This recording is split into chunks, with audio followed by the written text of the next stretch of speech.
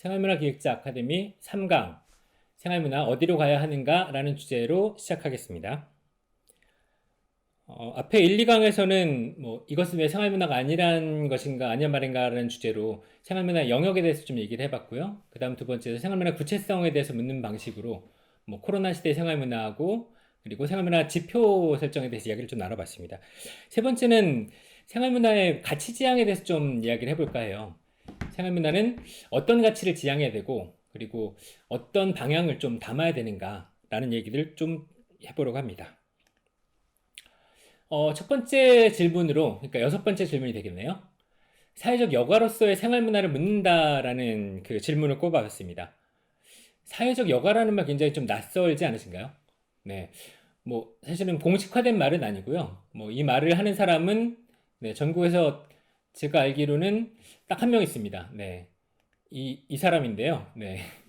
사회적 여가를 주창하고, 물론 논문에서 사회적 여가란 말이 나오는 경우가 제가 찾아보니까 있기는 해요. 근데 그 문화예술 영역에서 사회적 여가를 주창하고 계속해서 이걸 주장하고 계속해서 확장하는 사람은 지금 광주 북구문화집의 전민령 원장님입니다.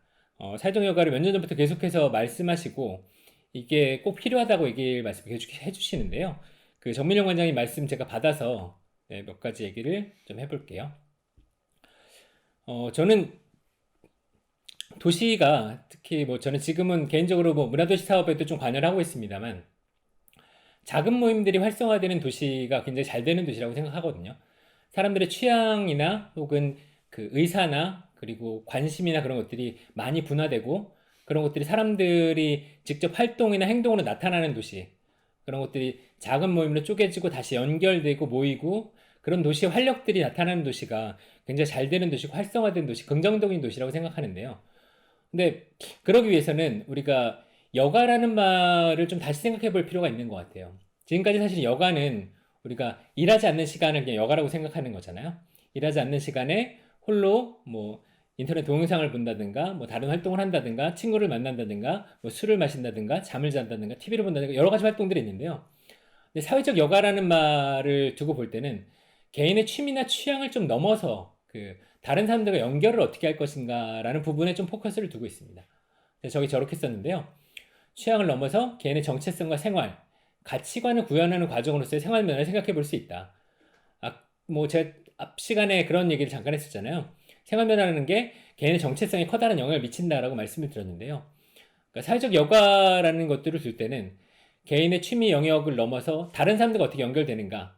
두 번째 구절에 저런 게 있습니다. 개인의 연결이 사회적 효과를 만들어내는 지점입니다. 물론 이걸 좀 잘못 해석하면 봉사활동이나 그 자원활동이나 그런 걸로 좀 흘러갈 수 있는데요. 저는 흔히 많이들 특히 생활문화 현장에서도 그런 착각이라고 할까요? 좀 그런 오해가 좀 많이 있는 것 같아요. 보통 동아리 하는 분들이 되게 많이 봉사활동이라는 이름으로 많이 공연들을 가지고 합니다. 근데 약간 거기에 대해서 개념 차이가 좀 있는 것 같아요.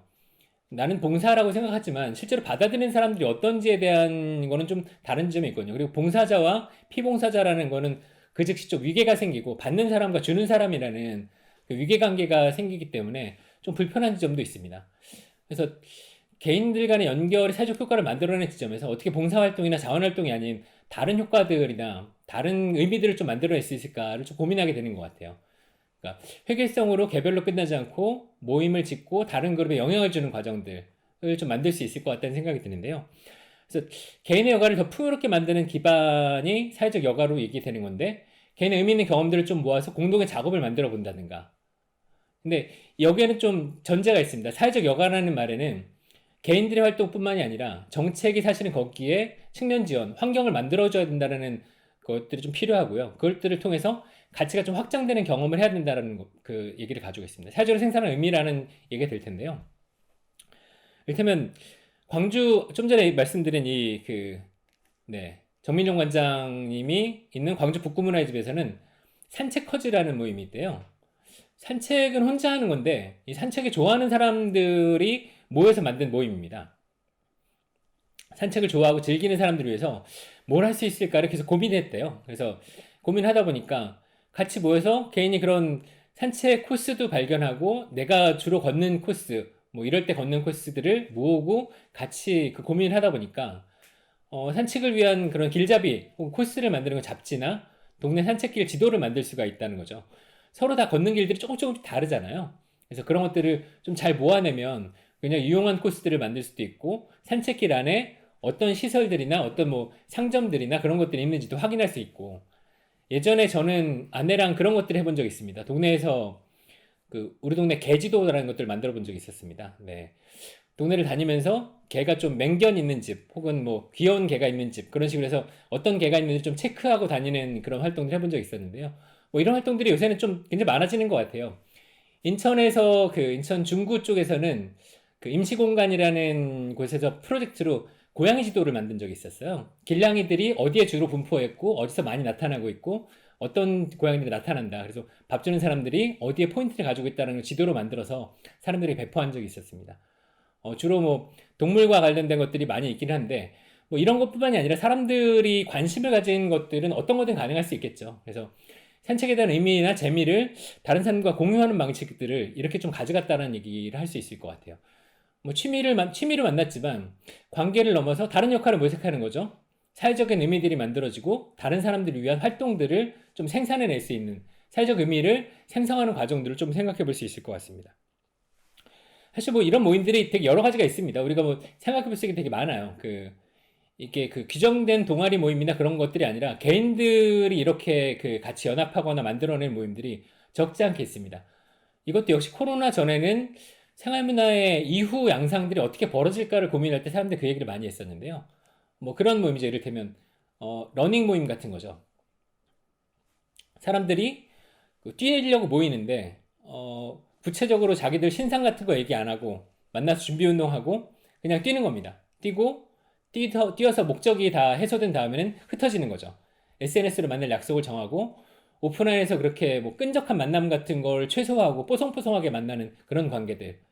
사실 생활문화 영역에 청년들이 유입되지 않는다는 얘기를 굉장히 많이 하는데요.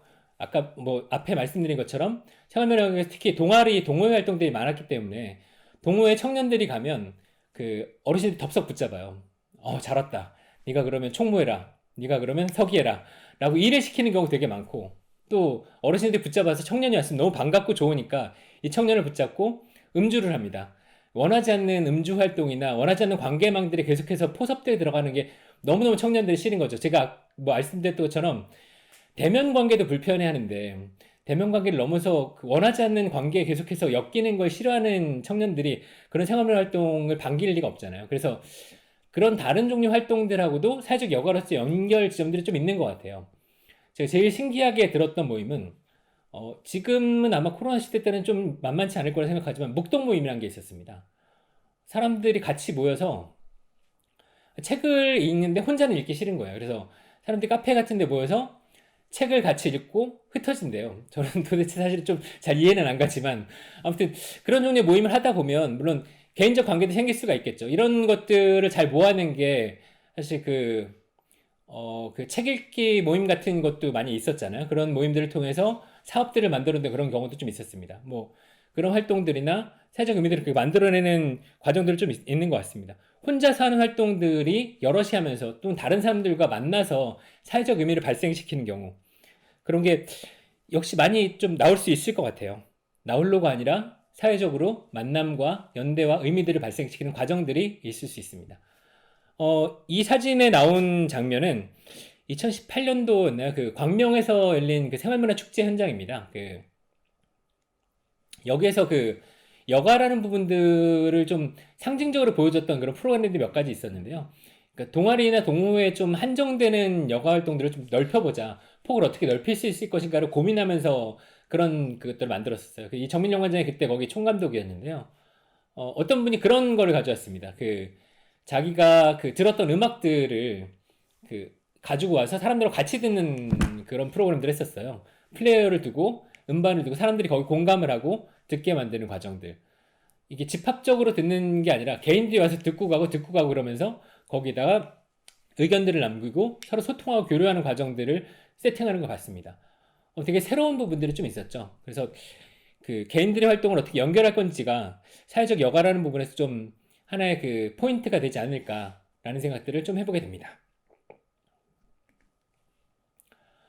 네, 다음 마지막 질문이 될 텐데요. 사업이 아닌 가치로서의 생활 문화는 가능한가라는 질문들을 던졌습니다. 물론 이거는 생활 문화에만 해당되는 건 아니고요. 어떤 사업에서든 마찬가지일 것 같은데요. 어떤 사업에서든 사업에 한정되거나 혹은 사업에 바쁘고 사업을 몰아치게 되면 굉장히 그 사업에 참여하는 사람들이 피곤함을 느끼거나 실제 가치와는 상관없이 사업의 완성도에만 그 복무하게 되는 경우가 있잖아요. 어, 저는 그 코로나가 시작된 이후에 한번 토론회를 하면서 그런 경험을 비슷하게 한 적이 있었는데요. 이 토론회를 하는데 그 녹화 토론을 했습니다. 근데 이게 토론이 중요한 게 아니라 그 콘텐츠로서 그 녹화를 끌어내는 게 너무나 중요하기 때문에 이 참여자들을 마치 뭐랄까 연기자들처럼 계속 그 취급을 하는 게 너무 불편한 적이 있었거든요. 심지어는 발제자가 발제를 하는데 이 그림이 잘 안 나온다고 그 거기 전체 진행하는 그 업체 그 대표가 그걸 끊어버리는 거예요. 중간에 끊어버리고 발제를 새로 하라 그러고 저는 그런 과정들 너무 불편하더라고요. 제가 사회를 봤는데 계속해서 끊어서 한 사람 소개하고 다시 나갔다 들어갔다가 토론자 다시 나갔다 들어갔다 하는 과정들 하니까 이게 토론이라는 건 그 라이브닉스가 좀 필요한데 뭐 우리가 연극이랑 그런 데도 말씀하는 것처럼 계속해서 의견을 주고받으면서 거기서 새롭게 생성되는 의미가 필요한데 그런 과정들 없이 서로 필요한 역할들만 하고 가는 그래서 사업의 모양만 좀 잘 뽑아내는 그런 과정들이 좀 너무 불편하더라고요. 나중에 영상을 보니까 영상은 정말 매끈하게 잘 뽑혀서 정말 열심히 토론한 것처럼 나와 있어서 되게 정말로 이상한 기분이 들었던 그런 기억들이 납니다. 아무튼 정책이 사실은 정책이 그 2014년 그 지역문화진흥법 만들어진 이후에 사실 생활문화 사업들이 굉장히 쏟아지다시피 많이 만들어졌습니다. 그래서 제가 예전에 얘기했던 부분인데요. 정책이 질주하면 사실은 현장은 되게 아우성칠 수밖에 없는 부분이 좀 있거든요. 근데 정책이 계속해서 독주하는 역사들이 좀 반복되고 있다는 느낌들이 좀 들고요. 정책의 자리와 시민의 자리를 그래서 다시 한번 좀 물어봐야 되지 않나라는 생각들이 들었습니다. 정책은 결국 시민들의 생활을 보완하고 지원하는 역할이지 시민들을 어딘가로 계속해서 뭐랄까요 이끄는 역할 혹은 나를 따르라고 계속 그 지도자의 자리처럼 그렇게 가져가는 역할이 아니라고 보는 것 같아요. 그래서 보충성의 원리라는 정책의 원리, 문화정책의 원리도 그 뚜렷하게 있는 거잖아요. 근데 최근에 문화예술 정책이 문화예술가 시민의 자리를 몹시 뒤흔드는 경향이 있었습니다. 어, 서울문화재단의 생활문화사업 사실은 1기 때는 동아리를 정말 몇 개 이상 발굴하고 그리고 거버넌스 25라는 사업에서 계속해서 그런 그 성과 목표가 주어지고 해서 그런 불편함들이 약간 있었던 것 같아요. 뭐 실제로 참여하신 분들이 몇 분 있었겠지만 그래서 정책의 자리, 시민의 자리를 다시 한번 좀 잘 묻고 그 역할을 잘 가져가야 되겠다는 생각이 들고요. 생활문화 공간의 방향성도 좀 다시 생각해 봐야 될 것 같습니다. 지금 지역문화진흥원에서 만들었던 생활문화센터가 200개를 넘었어요. 이미 훨씬 더 많이 그 지금 조성이 되고 있고요. 그리고 서울시에서는 뭐 마을예술창작소나 뭐 경기문화재단에서 기술 기반으로 한 창생공간이나 혹은 이전부터 계속해서 생활문화 공간들을 만들어줬던 문화의 집 요새는 많이 그 뭐랄까 숫자도 줄고 그 새도 줄었지만 여전히 활동을 하고 있죠. 이런 생활문화 공간들이 그 공간에서 좀 지역 활동으로 방향 전환이 필요한 게 아닐까. 물론 말리스 창작소나 문화집 같은 경우는 실제로 그렇게 가고 있습니다. 근데 생활문화센터 같은 경우에는 대단히 한정된 영역에서 그 주로 그 대관 사업만 하는 경우도 굉장히 많이 봤어요. 예산의 문제기도 하고 혹은 담당자나 거기 그 지역 기관의 의지의 문제이기도 합니다. 그래서 그 도서관에서 마을로 나가서 사서들이 주민들의 필요를 발견하고 그 마을과 같이 호흡하고 활동하기 시작했다는 것처럼 생활문화 센터들이 혹은 생활문화 공간들이 그 지금 사업에 안주하지 않고 다양한 주체들과 관계를 맺으면서 마을과 지역으로 좀 확장 가능성을 적극적으로 탐색해야 된다라는 말들을 조금 드리고 싶었습니다. 그리고 가치에 대한 질문들도 계속 해야 될 것 같아요. 그 정책이 향하는 지점이 가치들을 잘 담아내고 있는지 꾸준히 질문하지 않으면 길을 잃어버리기 쉽습니다. 왜냐하면 정책의 목표치에 맞춰서 활동이 강제되는 경우가 되게 많거든요. 그래서 생활문화 본래 가치들을 계속 묻고 확인하는 과정들이 있어야 될 것 같다는 생각들을 합니다. 이 사진은 그 올해 그 포항에서 열린 전국 생활문화 축제 그 포스터하고 그 메타버스 그 지도인데요. 이 사진을 왜 보여드리냐면 이 생활문화 축제 그 총감독인 그 권수적 대표, 바라 권수적 대표하고 이야기를 나누는데 그런 얘기를 해주시더라고요. 네, 다음 페이지에 있는데 시민들의 활동을 콘텐츠로 단순화하면 안 되겠다라는 생각들을 되게 많이 하셨대요.